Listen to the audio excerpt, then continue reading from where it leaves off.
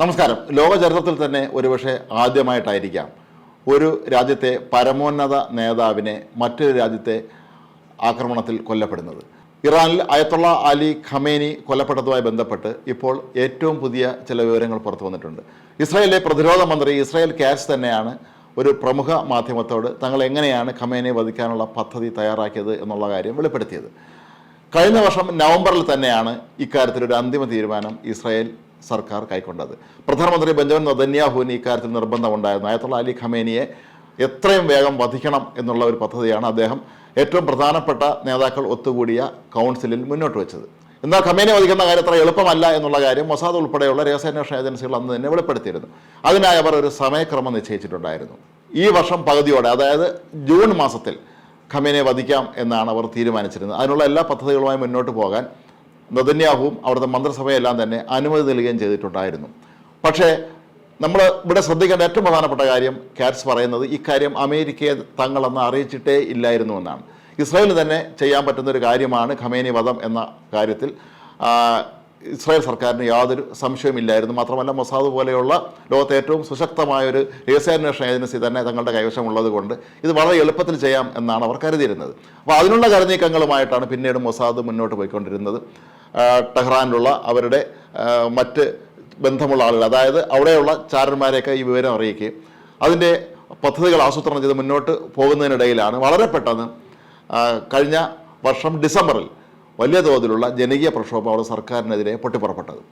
ഈ ജനകീയ പ്രക്ഷോഭത്തിൽ അമേരിക്ക സജീവമായി ഇടപെടുന്നൊരവസ്ഥയെത്തി. അമേരിക്ക പറഞ്ഞത് ഈ സമരത്തിന് ഞങ്ങൾ എല്ലാ പിന്തുണയും പ്രഖ്യാപിക്കുന്നു എന്നുള്ളതാണ്. മാത്രവുമല്ല, ആരെങ്കിലും നിരപരാധികളായ മനുഷ്യരെ കൊന്നുകൂട്ടാൻ ഇറങ്ങിയാൽ അമേരിക്ക അവിടെ ഇടപെടും എന്നും പറഞ്ഞിരുന്നു. അതായത് അമേരിക്കയുടെ ആക്രമണം ഏത് നിമിഷം വേണമെങ്കിലും ഉണ്ടാകാം എന്നുള്ളൊരു സൂചനയാണ് അന്ന് ഡൊണാൾഡ് ട്രംപ് നൽകിയത്.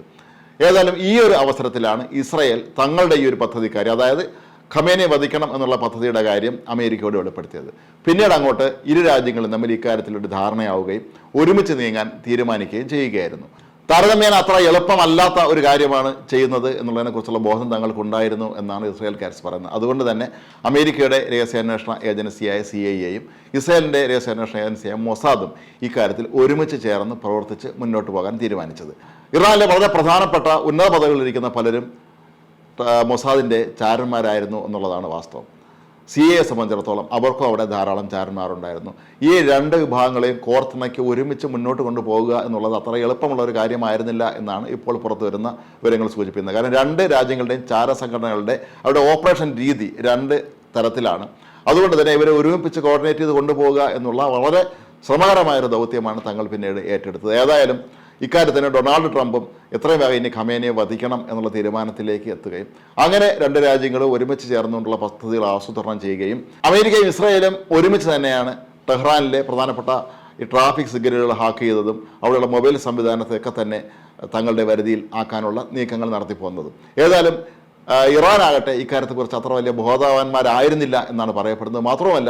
മാത്രമല്ല ജനകീയ പ്രക്ഷോഭം കൂടുതൽ രൂക്ഷമാവുകയാണെങ്കിൽ ഖമേനിയും കുടുംബവും 20ഓളം പേരടങ്ങുന്ന അയാളുടെ മക്കളും പേരക്കുട്ടികളും ഉൾപ്പെടെയുള്ളവർ റഷ്യയിലേക്ക് രക്ഷപ്പെടാൻ തീരുമാനിക്കുകയും ചെയ്തിട്ടുണ്ടായിരുന്നു. ഈ വിവരവും കൃത്യമായി CIA-ക്കും മൊസാദിനും അറിയാമായിരുന്നു. അങ്ങനെ ഖമേനി തങ്ങളുടെ കയ്യിൽ നിന്ന് രക്ഷപ്പെട്ട് റഷ്യയിലേക്ക് എത്തുകയാണെങ്കിൽ പിന്നെ അയാളെ വധിക്കുക, പിടികൂടുക എന്നുള്ള കാര്യം അസാധ്യമാണെന്ന് രണ്ട് രാജ്യങ്ങൾക്ക് നന്നായി അറിയുകയും ചെയ്യുമായിരുന്നു. അങ്ങനെയാണ് വളരെ നിർണായകമായ ഒരു തീരുമാനത്തിലൂടെ കഴിഞ്ഞ ശനിയാഴ്ച പുലർച്ചെ അതിശക്തമായ തോതിലുള്ള ഈ ഒരു ആക്രമണം നടത്താനും ഖമേനിയെ അപ്പോൾ തന്നെ വധിക്കാനും അവർ തീരുമാനമെടുത്തു. സാധാരണഗതിയിൽ ഇത്തരത്തിലുള്ള ആക്രമണം ഉണ്ടാകുമ്പോൾ ആ രാജ്യത്തെ അല്ലെങ്കിൽ തങ്ങൾ ആരാണോ ലക്ഷ്യമിടുന്നത് അതിൽ ഏറ്റവും പ്രധാനപ്പെട്ട വ്യക്തിയെ ഏറ്റവും അവസാനം വധിക്കുന്നതാണ് സാധാരണ രീതി. പക്ഷേ ആദ്യമേ തന്നെ ഖമേനിയെ ഒരു കാരണവശാലും രക്ഷപ്പെടാൻ അനുവദിക്കരുത് എന്നുള്ള ഉറച്ച തീരുമാനത്തിൽ നിന്നുകൊണ്ട് തന്നെയാണ് ഇസ്രായേലും അമേരിക്കയും ആദ്യമേ തന്നെ ഖമേനിയെ വധിച്ചത്. എന്നാൽ ഖമേനി വധിക്കപ്പെട്ടു എന്നുള്ള കാര്യം ആദ്യം ഇറാൻ പുറത്ത് വിട്ടിരുന്നില്ല എന്ന് മാത്രമല്ല, തെറ്റിദ്ധരിപ്പിക്കുന്ന രീതിയിൽ ഖമേനി ആ ദിവസം വാർത്താസമ്മേളനം നടത്തുമെന്നുള്ള വാർത്ത വരെ പ്രചരിപ്പിക്കുകയും ചെയ്യുന്നുണ്ടായിരുന്നു. പക്ഷേ ഒടുവിൽ അവർക്കൊന്നും തന്നെ മറയ്ക്കാൻ കഴിയാത്തൊരവസ്ഥ വന്നു. കാരണം ഇതിൻ്റെ എല്ലാം കൃത്യമായ ദൃശ്യങ്ങൾ, വിഷ്വൽസ് അമേരിക്കയുടെയും ഇസ്രായേലിൻ്റെയും കൈവശമുണ്ടായിരുന്നു എന്ന് മനസ്സിലാക്കിയ ഇറാൻ ഒടുവിൽ അവർ തന്നെ പറയുകയായിരുന്നു ഖമേനി കൊല്ലപ്പെട്ടു എന്ന്.